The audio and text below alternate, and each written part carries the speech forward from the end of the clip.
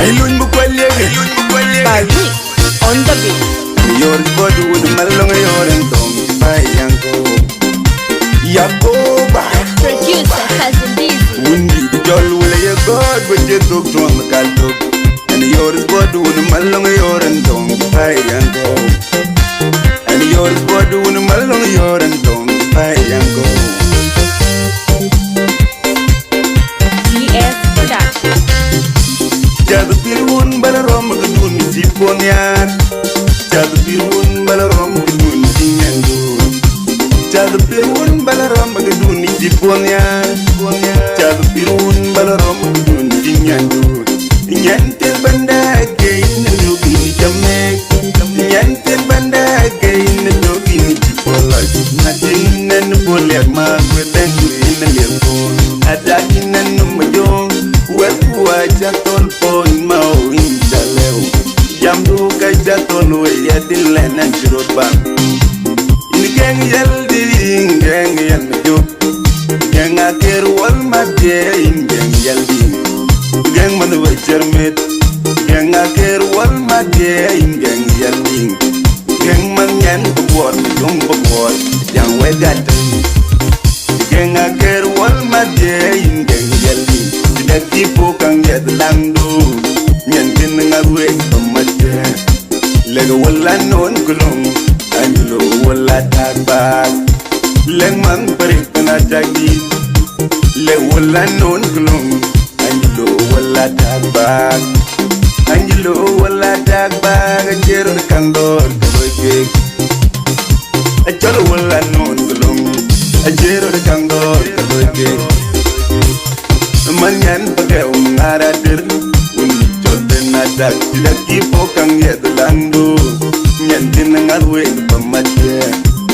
Udan ngirin mau Nitagi den yor Dang mari adil Dan ngirin mau Nitang mari adil Dagi den yor Dan ngirin mau Niman babin na den yor Dan ngirin mau Niman buanjay Uyeng ariak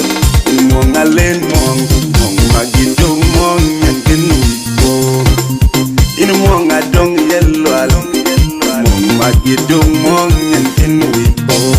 man ba yon tira yo mong magidong mong yantin wipo yagiting ijani kang jam welge aja tolpo yagiting ijani kang in welge ayala bani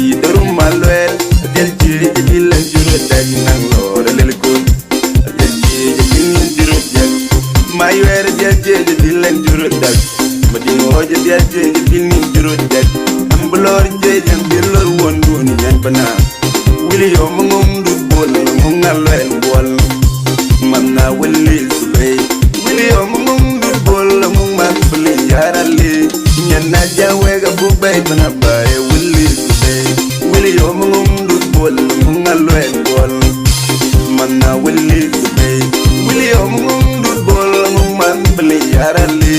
nyen na jang wega bu bay bana bay willis bay lord dem goni dem bol bol goni dem mayuna dem goni dem mari goni dem bol bol dem goni man banyer nyana jang wega bu bay bana bay willis bay malwal goni bay wara wara bay agwem go bay wanjo ga bot bay madal yor bay wanya yan bay nyana jang wega bu bay bana bay willis bay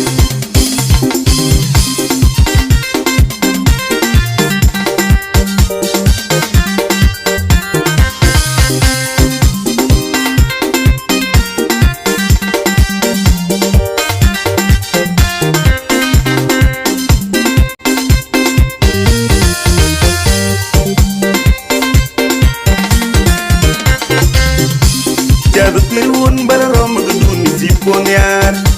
Jadu pirun balarom gudun si nyandu Jadu pirun balarom gudun si ponyar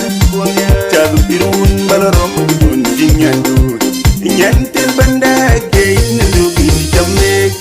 Nyantin banda kay nalugi ni polak Natin nan poler magwetengu inalirkon Adakin nan numayong Wekua jatol pon mau injaleu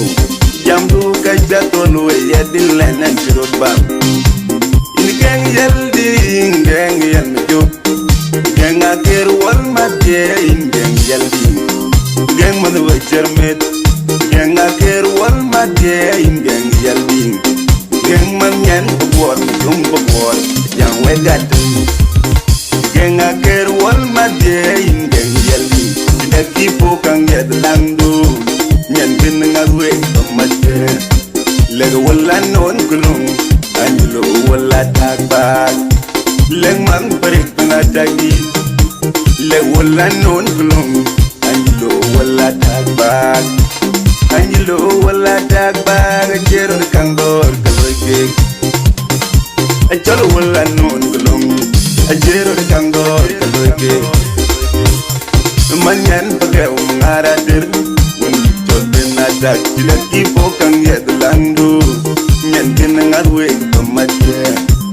Kutan ngirin mao Nitagi den yor Tang mariatil Kutan ngirin mao Nitang mariatil Tagi den yor Kutan ngirin mao Ninman bagwin na den yor Kutan ngirin mao Ninman buanchay Nideng ariag Nimong alen mong Mong magidong mong Nyan kinangarwe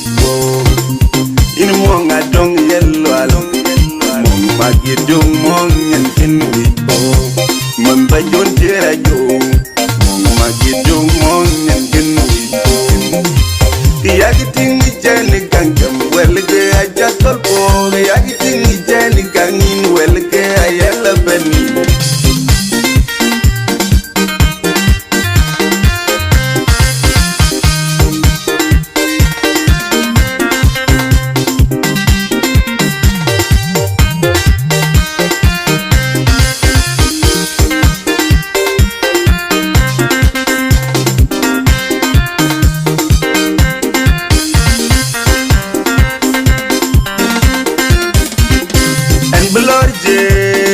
Ambulorje yan dilolo di jang wega dren Ambulorje yan dilor wonun yan bana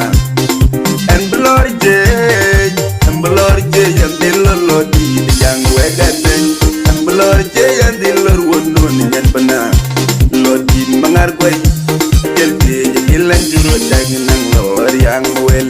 Jelje jilan juro dag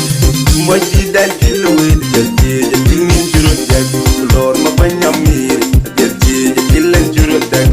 Amay rola ngunjan jelje jilin juro dag Ambulorje jam dilolo di bon jar Lodi dari ang akhir jelje jilan juro dag nang lor maling bol Jelje jilin juro dag molwala kola dag Jelje jilan juro dag nang lor maling akol Jelje jilin juro dag Ambulorje jam dilolo di bomdir Lodi darum malwel Jelje jilan juro dag nang lor lelkut Jelje jilin juro dag Maywer jelje jilan juro dag Madingo jelje jilin juro dag Ambulorje jam pana Willie Omung du bol Mung alwel bol Mana Willie Zubay Willie Omung du bol Mung mak beli yarali Nyana jawega bubay Mana bae Willie Zubay Willie Omung du bol Mung alwel bol Mana Willie Zubay Willie Omung du bol Mung mak beli yarali Nyana jawega bubay Mana bae Willie Zubay Lord dem goni dem bol bol goni dem mayona dem goni dem mari goni dem bol bol dem goni man banyer nyana janwe ga bu bay bana baye wele bay malol kon bay wara wara bay akwan mo bay wanjo ga bot bay magal yor bay wanya yan bay nyana janwe ga bu bay bana baye wele bay malwal kon